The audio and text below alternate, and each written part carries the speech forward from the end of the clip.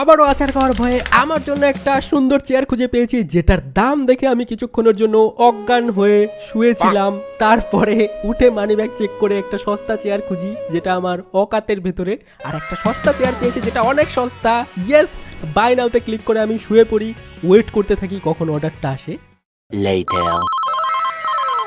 Finally বিছানা থেকে লাফ দিয়ে উঠে শার্ট পরতে পরতে চলে যায় ডেলিভারি রিসিভ করতে। গিয়ে দেখি ছোট্ট একটা বাক্সের মধ্যে আমার এত বড় চেয়ার ভরে দিয়েছে।